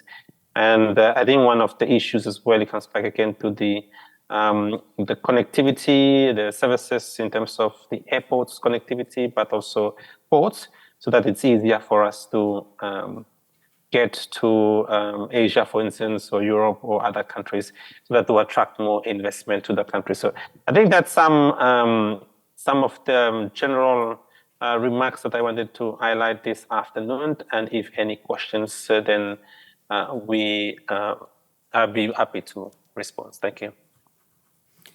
Many thanks, Noah. Before asking questions, I was wondering whether the panelists maybe have further comments to make or points to highlight on the basis of what they've heard from others. So Sébastien, anything you'd like to add on your points or other people's? Non, j'ai pas de... D'accord. Okay. Nothing to add. Philippe, est-ce qu'il y a quelque chose que vous souhaiteriez ajouter? Peut-être, si vous m'y autorisez, revenir, ou en tout cas consolider, avec toute la permission et l'humilité qui m'est autorisée sur l'intervention de Steven, où on se rejoint. L'important est effectivement à ce stade, puisqu'on parlait de diversification, non pas de uniquement se focaliser de façon obsessionnelle sur le quoi, sur le type de diversification, mais sur aussi le comment. Il est clair que ce que nous avons dit tout à l'heure à 4 pose tout à fait les enjeux de... pas tant seulement de réfléchir sur les nouveaux secteurs ou les nouveaux produits, mais du comment nous y allons y arriver. Car, encore une fois, nous ne redécouvrons pas la poudre à canon, si je peux dire ainsi. Dans le passé, des tentatives, finalement, de sortir d'une forme de production ou d'économie locale, des tentatives ont été aussi accomplies, avec les inconvénients que nous avons décrits et que Sébastien, à travers les problématiques de Dutch disease ou de dépendance, ont été énoncées. Donc la question du comment la gouvernance, comment assurer cet accompagnement est important. Donc c'est plutôt la question du comment plutôt que simplement uniquement celle du quoi. Assurer que équité et efficacité soit aussi, cet équilibre soit aussi maintenu, car encore une fois, il ne s'agirait pas de faire apparaître des nouveaux secteurs, mais qui pourraient conduire à amener la société demain à se dire mais ces nouvelles sources de prospérité ne seraient pas durable et ne serait pas aussi soutenable, ou en tout cas serait encore plus vulnérable que celle qui avait été émergée précédemment, parce que penser comme cela de façon trop précipitée. Donc la dimension du comment, là de nouveau, est importante. Et enfin, quelles que soient les économies ultramarines, cela pose aussi la question du contrat, le contrat qui a été passé entre les acteurs. Finalement, on sait très bien que ces transitions ne se font pas, même si elles sont passées de façon intelligente, risqueraient ou pourraient risquer de conduire un certain nombre d'acteurs à ne plus à disposer des mêmes atouts, à avantages que précédemment. Allez, employons le mot, peut-être des mêmes rentes. C'est pour ça qu'il y a bien un contrat social, une sorte de contrat collectif pour essayer d'assurer que tout le monde puisse s'y retrouver, des nouveaux choix de spécialisation et donc de diversification qui est un contenu en emploi pour que les citoyens, les concitoyens, les résidents puissent s'y retrouver, que les consommateurs puissent s'y retrouver. Forcément, si cela assure, donc il y aurait de la production locale, durable, et qui ne serait pas celle soutenue, comme Sébastien aussi de nouveau l'a dit, par les moteurs existants, par les flux de transfert. Donc oui, c'est aussi cette savante alchimie. Je rejoins donc ce qui a été énoncé, l'impératif du comment est important, ne pas être naïf. Si nous sommes en économie de marché, il faut aussi à un moment donné aussi peut-être accompagner ce marché, et c'est ça la combinaison pour conclure là-dessus, que politique de la concurrence et politique de l'industriel doivent préserver encore une fois ce pourquoi le marché est fait, c'est-à-dire nous envoyer des signaux pour que les bonnes allocations puissent être opérées. Encore une fois, faut-il que ces marchés puissent fonctionner, on va dire, non pas naïvement de façon la plus parfaite, mais qu'ils soient le plus efficace possible. Merci. Merci, Philippe. Stephen, was there any other things you wanted to add on the basis of what you've heard? So I heard, and it's often argued also in Hawaii, that Hawaii imports all of its food, right? Hawaii doesn't grow much food anymore. It imports most of its food from the United States, and that drives our high cost of living. But I often push back against this argument because the reason there is very little food grown in Hawaii is that it's very expensive to do that. The land is very expensive, the labor is very expensive. And so when food is grown in Hawaii, typically that food is more expensive than the imported food. So these types of arguments, I think, don't stack up to economics. And so instead, I think it's really important to think about, as a small open economy, you generally will be better off to focus on your comparative advantages. These are the industries where you're able to generate the most value added that you can then trade for industries where you can produce it in other places. And so as a small open economy, we shouldn't try to do everything. But there is this sort of push in Hawaii, especially because the native Hawaiian economy was completely self-reliant, and people are sort of yearning for that history, but they sort of forget about the benefits of trade that they have also experienced over the last few hundred years. So I think when we talk about diversification, we really need to be clear that it shouldn't be necessarily, in my opinion, it shouldn't be about trying to replace all of these imports. Importing something is not a bad thing. It means that you're using your resources to buy goods from somewhere else that can produce that product more efficiently. The reason for thinking about diversification is to expand the range of industries that are the economy's comparative advantages. Right? So we need comparative advantages in more things, but it doesn't mean that as a small open economy, we shouldn't expect to be able to do everything and be completely self-reliant without trade. And instead of trying to diversify into everything or do everything, it's about maintaining those trade links in order to be able to benefit from the gains of trade and be able to trade more things by diversifying the range of local comparative advantages. That's the main comment I would add. It's an interesting one, Stephen, and I think in this territory, probably quite a controversial one.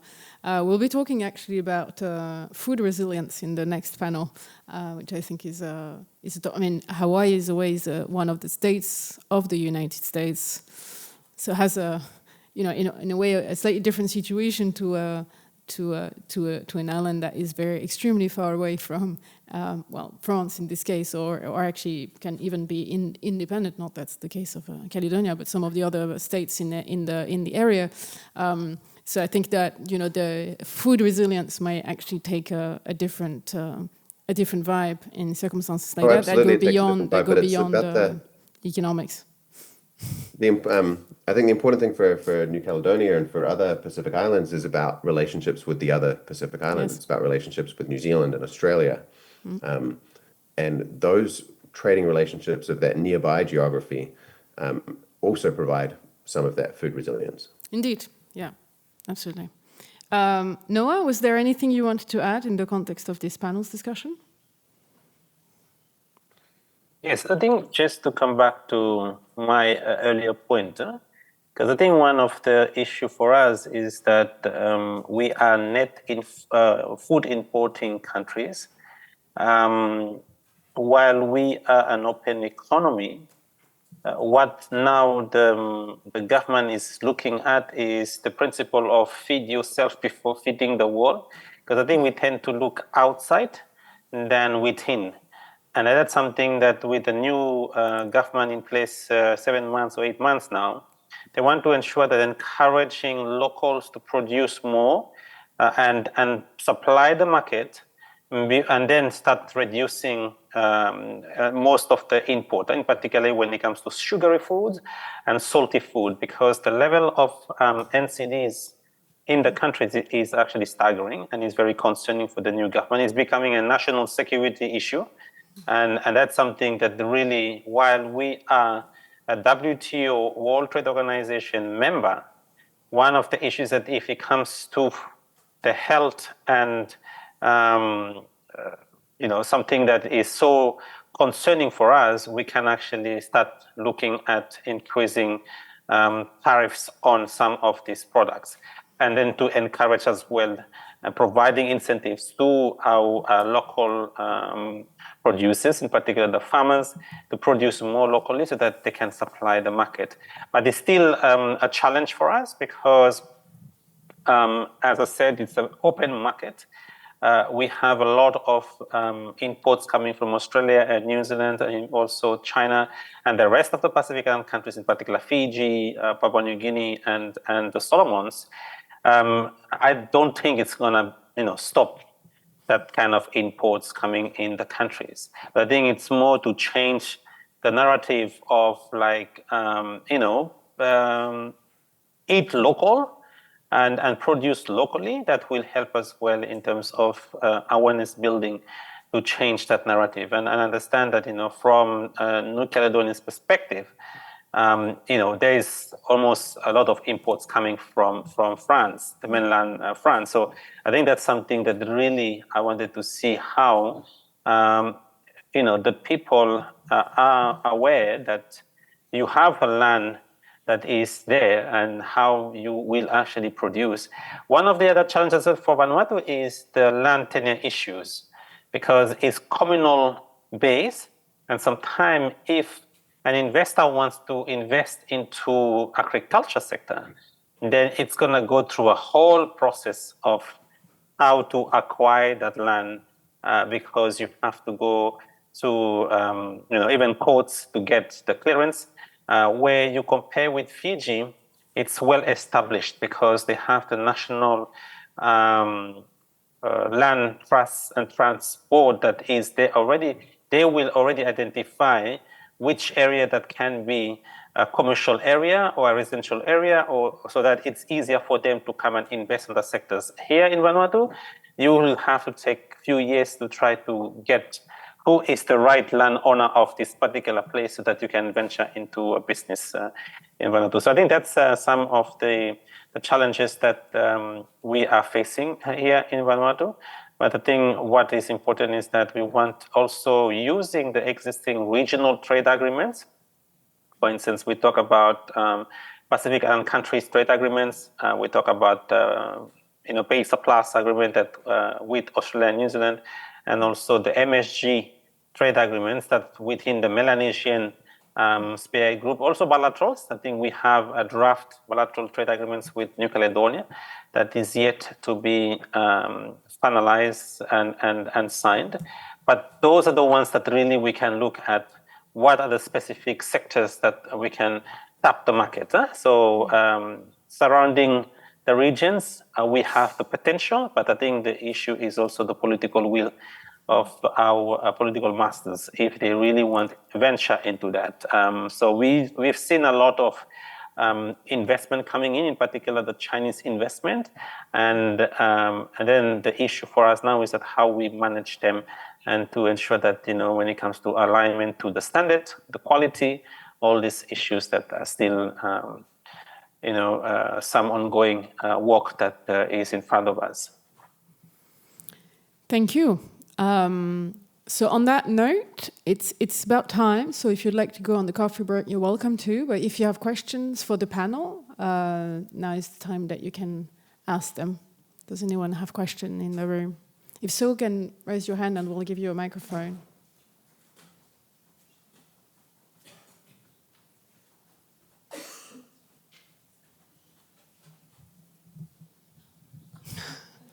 We thought there was someone, but no. Anyone with a question for the panel? Yes?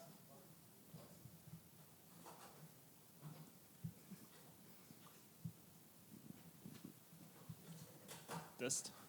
Vous m'entendez bien? Super. Je voudrais simplement revenir sur un point qui a été mentionné par le premier intervenant. Concernant en fait les flux financiers entre la métropole et les territoires. Vous avez mentionné l'existence de débouchés économiques pour les entreprises hexagonales dans les territoires. Je voulais simplement savoir si ce serait possible d'estimer les montants financiers qui repartent en hexagone à l'échelle des 20 milliards qui sont attribués au territoire chaque année.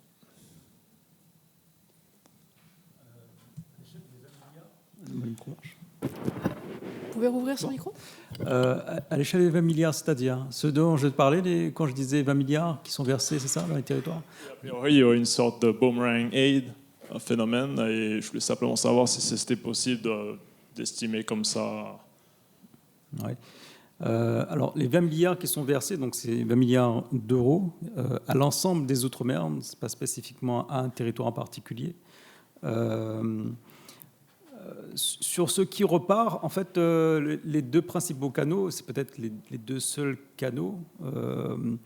C'est premièrement les importations. Donc là, on peut savoir en termes d'importation, vous prenez le volet importation par année, donc vous savez exactement ce qui repart, tout en sachant qu'effectivement, il n'y a pas qu'un seul partenaire parmi les importations, un seul partenaire commercial, mais l'Hexagone est le principal. Donc on peut cibler, et je pense que c'est l'ISEE qui a ces données-là, voire même l'IOM.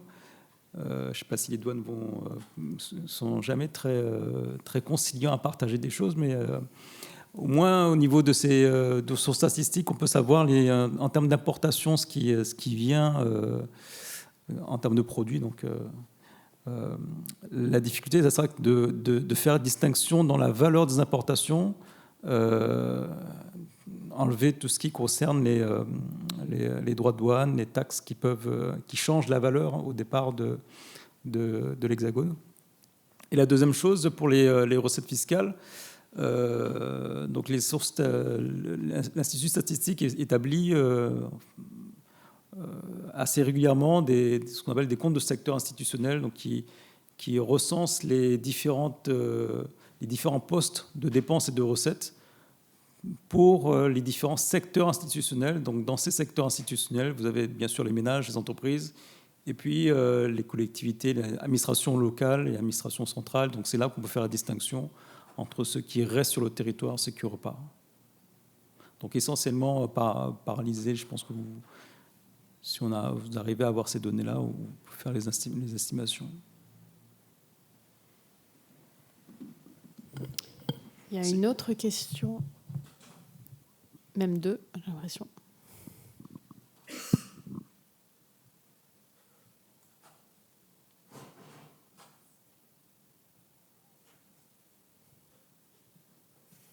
Bonjour, je suis médecin en formation, mais je pense que votre initiative est un petit peu médecine d'économie, c'est excellent. Il y a pas mal d'idées qui sont formidables. Vous avez mentionné le syndrome hollandais.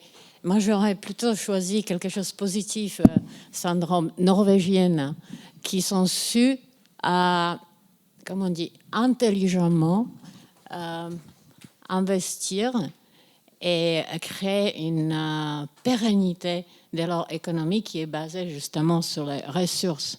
Donc, exemple positif. Et je regarde avec les yeux extérieurs nickel et je me pose des questions fonds nickel et les ressources de nickel qui peuvent servir à la diversification vraie des économies. On n'a pas parlé de ça. Vas-y, si tu veux répondre, vas-y. J'allais demander si tu veux répondre, mais vas-y. Non, mais vas-y. Bon, si je reprends une question. Vas-y. Sur le nickel, effectivement, c'est bon, je l'ai glissé dans la présentation, mais je me suis pas, j'ai pas fait de focus dessus. C'est lorsqu'il y a le boom du nickel en Nouvelle-Calédonie, donc on a beaucoup investi dans ce secteur-là. Donc c'est ça qui a créé c'est devenu un secteur il y a une spécialisation et puis ça a créé une rente. Parce que là, pour le coup, qui était le produit qui était exporté. Et puis donc, c'est vrai que ces dernières années, la production du nickel est plus en difficulté. Et la production du nickel, elle me fait penser aussi à il y a toujours cette question-là dans les produits, dans les pays en développement. Est-ce qu'il est plus avantageux d'exporter le produit brut ou le produit transformé? Évidemment, lorsque le produit est transformé, la valeur ajoutée est plus intéressante pour le pays émetteur. Reste à savoir si les industries, le tissu productif local est capable de faire de la transformation de la matière première assez rapidement pour dégager de la valeur ajoutée. J'ai l'impression que le nickel, c'est quelques décennies. Donc, c'est pour ça que j'ai choisi exemple de Norvège, parce qu'en fait, les hydrocarbures, le fonds était créé à la base des ressources, des finances qui étaient réinvesties. C'est parmi des fonds souverains qui est assez, je trouve, éthique. Donc, je ne pense pas que c'est juste la question des dernières années. Moi, je voyais plutôt une stratégie à long terme dès au moment où le nickel commençait à être exploité. C'est ça les questions qui surgissent. Et le deuxième, il y a énergie aussi. Parce que j'imagine que l'industrie métallurgique demande énergie. Donc, diversification, économie et tout ça. Ma question aussi, je pense qu'on n'a pas parlé de ça. Quel est le plan énergétique ici sur le territoire pour justement garantir la compétitivité industrie, dont le nickel?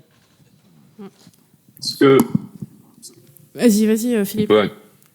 Oui, pour faire écho à la question précédente sur le syndrome, sur le nickel et sur l'énergie, tout en voulant compléter ce qui a été énoncé par Sébastien.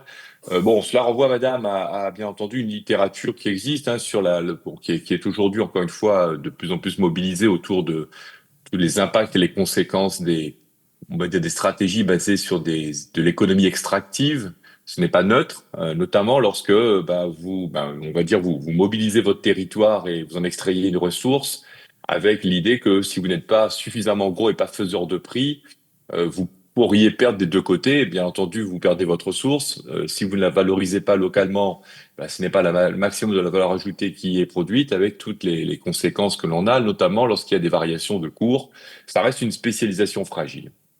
Ça fait écho à ce moment-là à la première phrase. Oui, on aurait très bien pu jouer sur les mots et plutôt avoir une vision positive d'avoir la bouteille à demi-vide et demi-pleine entre la Norvège et la Hollande. Bon, l'histoire a fait que c'est le mot hollandais et c'est le pays qui a porté son nom. Mais en fait, l'histoire, elle est aussi née avec la Norvège. C'est pour faire relier ces histoires de spécialisation. Au moment du choc et du contre-choc pétrolier, il y avait ceux qui riaient et ceux qui pleuraient. Les pays du nord de l'Europe qui avaient bénéficié de ces sources en hydrocarbures faisaient partie des pays qui riaient. Et puis tout d'un coup, au niveau du contre-choc pétrolier, ils se sont mis à pleurer parce qu'en fait, ils avaient pris quelques années de retard. Et Sébastien l'a décrit tout à l'heure à travers le problème de la maladie hollandaise, entre guillemets, qu'on aurait pu appeler aussi maladie norvégienne. Sauf que les Norvégiens ont bien compris qu'un choc était aussi source de transformation et que le fameux fonds créé pour les générations futures, on va dire, est aussi issu de cette idée que comme les Dubaïotes se sont dit qu'il n'y aurait pas éternellement de pétrole dans le tas de sable, et comme il n'y aurait pas éternellement de pétrole dans la mer du Nord ou de gaz, et ben qu'il fallait aussi penser la fin de ces économies extractives. Les chocs font mal, mais sont aussi parfois source de modifications et de transitions. Steven l'a dit dans le cadre des spécialisations touristiques, on a bien vu également au moment de la Covid-19 qu'un certain nombre de choix de spécialisation touristique ont conduit un certain nombre de destinations qui avaient tout misé là-dessus à réimaginer leur futur autour peut-être de moins de tourisme de masse, de tourisme qui pouvait se conjuguer avec les environnements. Et puis cela renvoie à cette question. On sait que le principal moteur de toutes ces spécialisations, c'est à la fois comme cause l'énergie.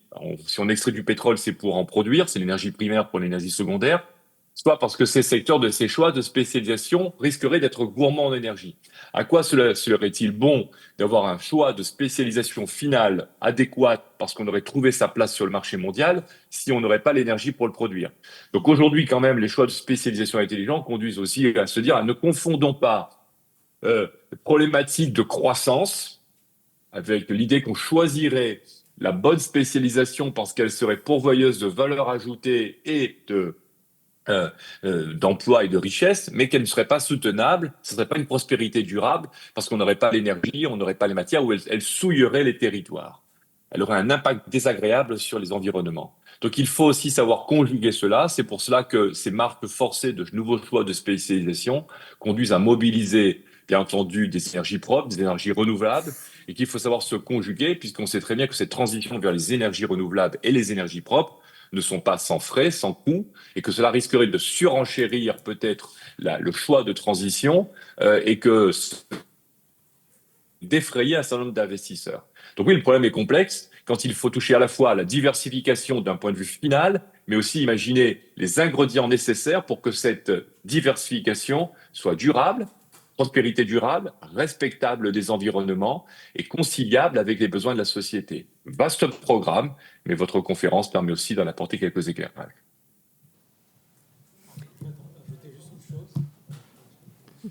Juste une chose par rapport à ce que je rejoins tout à fait Philippe, que je salue au passage. Il y a une chose aussi qu'on voit dans le danger, en fait, parce que bon, que ce soit diversification ou spécialisation, on voit qu'il y a des avantages et des inconvénients. L'avantage de la spécialisation pour les petits territoires, c'est effectivement de pouvoir dégager des économies d'échelle et d'avoir un secteur de niche, donc une valeur ajoutée plus intéressante. Mais effectivement, comme vous le disiez, vous l'avez noté, je vous rejoins aussi, ça peut être aussi l'occasion pour gommer les effets négatifs, de penser à une redistribution de la ressource, parce qu'il y aura plus de profits et éventuellement de recettes fiscales. Redistribution de la ressource pour dédommager ou compenser les dégâts causés sur certains ménages, certains secteurs d'activité. Et le système norvégien, je dirais, juste pour compléter sur ce point, je pense que tout à l'heure, Philippe parlait de contrat social. C'est vraiment ça, c'est un modèle où finalement l'État se porte garant d'une forme de... Alors c'est en même temps tout dans la contradiction, puisque les Norvégiens sont tout dans promouvoir le développement durable, une forme de tout en étant basé sur la rente du pétrole. Donc mais ceci dit, voilà, donc il y a des choix qui peuvent être faits, des fois qui sont adaptés à certaines sociétés, des fois qui leur correspondent pas. Il y a aussi un résultat de l'histoire, et c'est vrai qu'on peut s'interroger sur la possibilité dans un système spécialisé d'essayer d'avoir les avantages de la spécialisation, tout en permettant une forme de redistribution. C'était ton point à l'instant, Sébastien, à l'échelle du territoire, pour justement compenser éventuellement un certain nombre d'effets négatifs. Je vais juste passer à la dernière question, puis ensuite je vais vous laisser aller prendre le café pour éviter qu'on se retrouve à enchaîner sur le prochain panel. Alors, j'ai monsieur et j'ai madame. On va peut-être prendre vos deux questions en même temps. D'accord ? Donc, prenez le micro et donnez vos deux questions. On va essayer d'y répondre et si ça vous va, on en restera là pour cette table ronde et on pourra passer à la suivante après avoir fait une petite pause. Bonjour, je m'appelle Edouard Léoni, je suis consultant docteur en droit. Si on prend les chiffres de 2023 sur la balance commerciale, on a en termes d'importation en Nouvelle-Calédonie 350 milliards et en termes d'exportation 238 milliards, ce qui fait un déficit de 116. Je je voudrais vous poser la question, est-ce que vous êtes dans la même situation que la Calédonie? Ça veut dire que sur les importations, 80% des importations sur les importations, notre premier pourvoyeur, c'est la métropole. Et sur les 120 milliards qui nous viennent de métropole, 80% en fait ne sont pas fabriqués en métropole. Bon, par déduction, on se rend bien compte que ça vient de Chine. Et ça veut dire qu'en fait, les marchandises qui partent de Chine passent par le transit de la métropole et nous arrivent.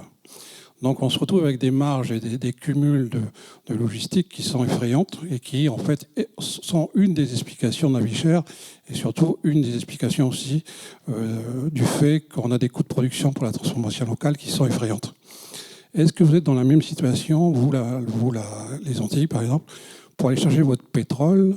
Vous êtes obligé de passer par le Havre qui va chercher du pétrole en Algérie ou en Inde, alors qu'en fait le pétrole vient de Russie. Et alors que juste à côté, vous avez le Venezuela et le Mexique. Nous, on a ce problème-là, c'est qu'en fait, au lieu d'importer directement d'Asie, on passe par la métropole. Et là, en fait, on n'est pas victime. On est victime des pratiques commerciales des centrales d'achat. En fait, le commerçant, il prend une commande, il appelle une société locale, qui appelle Paris, qui appelle ensuite Shanghai, et puis le cumul de marge se fait. Nous, ce qu'on voudrait, c'est limiter les intermédiaires pour justement réduire la valeur des importations. Est-ce que vous, aux Antilles, vous êtes dans la même situation? Donc, comme je disais, on va prendre la question juste, monsieur, et après on répond. Alors, oui, je m'appelle Marianne Dupuis, moi je suis juriste et j'aurais aimé savoir comment vous envisagez justement cette diversification et cette concurrence à l'aune de la crise que vit la Calédonie aujourd'hui, parce qu'on n'en parle pas énormément, de savoir comment, justement, on a des entreprises qui aujourd'hui produisent plus localement parce qu'elles ont été détruites et qui se posent réellement la question de savoir si est-ce que ça vaut le coup de reproduire en local. Et j'aurais aimé savoir si vous aviez des réponses par rapport à ça ou si vous aviez réfléchi à ce sujet. Je peux prendre la deuxième question, si ça vous va. Volontiers. Je vous invite à venir demain matin. Je suis désolée, je vote en touche. Ça me permet aussi de gagner du temps. Vous voyez bien ma stratégie. Mais demain, c'est vraiment, d'une certaine façon, la discussion sur vraiment le cas... qu'est-ce que tout ça veut dire pour la Calédonie? Je vous invite à venir demain. J'espère que vous pourrez être là. Mais c'est vraiment reposer votre question demain matin. Là, je pense que vous allez mettre les panélistes en défaut, en fait, du simple fait que voilà, vous avez un Antillais, un Réunionnais, un Hawaïen, et moi, je viens de métropole, et en plus, je suis même pas spécialiste de ces questions. Donc vraiment, c'est pour ça, je vous dis, reposez votre question demain. C'est une excellente question, et c'est évidemment la question centrale à laquelle ce collègue a vocation de répondre, au final. Néanmoins, c'est un continuum de discussion sur les principes, les autres cas d'exemples qui ont pu être visibles ailleurs dans le monde, et après une forme de synthèse pour la situation du territoire ici, qui est évidemment quand même l'objectif principal de nos discussions. Voilà, donc la première question, okay. Si tu veux bien, Sébastien, et éventuellement Philippe aussi, si tu as une perspective. Ouais. Alors, oui, je vais répondre à ce que vous demandiez par rapport aux Antilles. C'est vrai que là, on est un peu dans la même situation sur le principal partenaire commercial qui est l'Hexagone, que ce soit d'ailleurs exportation ou importation, ça reste l'Hexagone. C'est aussi comme je disais en propos liminaire, c'est une conséquence, c'est un héritage colonial qui s'est greffé un peu comme une institution finalement. Ça reste les échanges import-export. Un partenariat commercial d'ailleurs dont on n'arrive pas à se défaire parce que vous avez ces territoires qui sont des régions ultra-périphériques et qui, au titre d'appartenir à une zone européenne, sont soumises à des normes européennes. Donc c'est des quotas, en fait, c'est finalement pas des quotas, ce sont finalement des barrières non tarifaires qui ne disent pas leur nom. Elle ne peut pas échanger n'importe comment tout ce qu'elle voudrait avec n'importe qui. Il y a un cahier des charges, entre guillemets, à respecter. Si on n'est pas dans les clous, on ne peut pas échanger. Et ça, donc, c'est très handicapant parce que finalement, ça coupe les Antilles et la Guyane du bassin caribéen et puis la Guyane pour l'Amérique latine complètement, alors que ce sont des territoires qui sont immergés dedans. Et sur la chaîne de valeur, je suis complètement d'accord avec vous. Nous, sur la zone sur l'axe hexagone Antilles-Guyane, le rapport du député Ajar avait évalué justement ces différents intermédiaires qui apparaissaient avec qui d'ailleurs je regarde mon camarade Jean-François, on avait travaillé avec lui sur le rapport.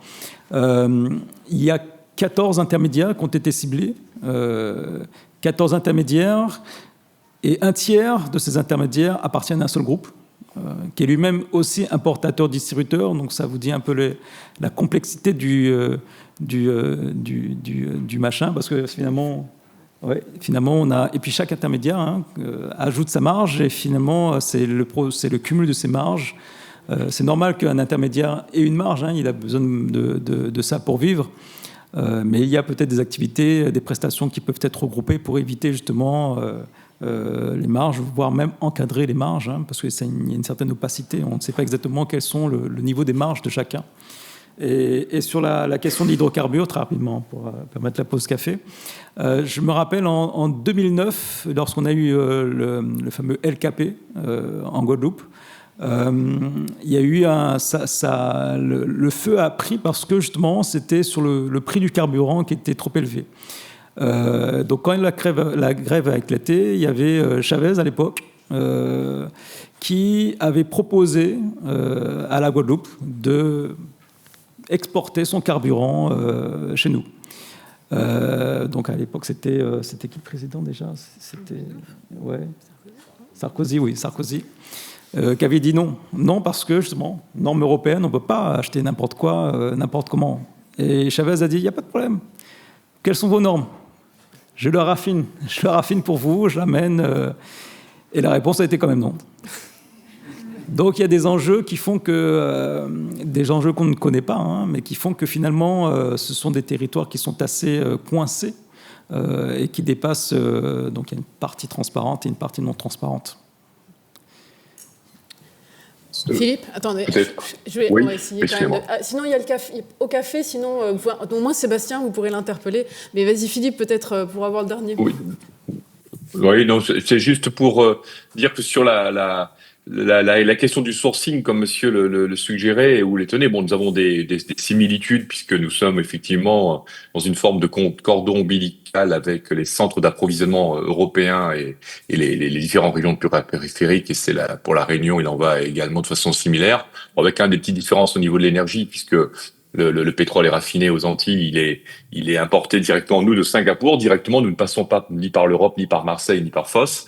Nous faisons des choix, mais nous essayons, je crois que c'est une problématique qui est posée depuis un certain nombre de rapports, depuis une grosse dizaine d'années, sur la meilleure insertion dans le sourcing et dans les partenariats au niveau des régions. Alors pour l'instant, des ensembles régionaux. Alors ça pose la question de l'insertion régionale, qui était l'une des questions de la conférence, des territoires ultramarins dans leur zone un petit peu de prédilection, d'abord pour sourcer, et donc là, dans les derniers rapports du SIOM, et aussi dans les rapports qui visent à effectivement améliorer le pouvoir d'achat, il y a bien ces questions qui sont de plus en plus prégnantes, de permettre d'autoriser ce sourcing, et le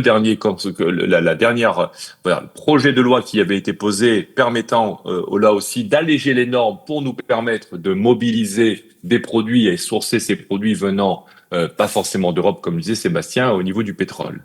Mais aussi, ce partenariat régional, c'est pas seulement pour importer, c'est aussi pour permettre cette émergence de nouveaux, on va dire, dimensions de production, car on ne pourra pas parler des déchets si on ne parle pas à l'échelle de nos zones. Nos économies prises individuellement sont trop petites pour faire émerger, on va dire, à elles seules, tout un ensemble de l'entièreté des chaînes de valeur, la transition énergétique, et par exemple dans l'aménagement du territoire, nous sommes là aussi à devoir penser sud-sud et pas uniquement nord-sud.